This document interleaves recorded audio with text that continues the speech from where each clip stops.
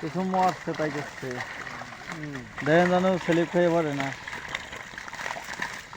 কি সুন্দর একদম বড় বড় শোল, টাকি, অনেক মাছ পুকুরে।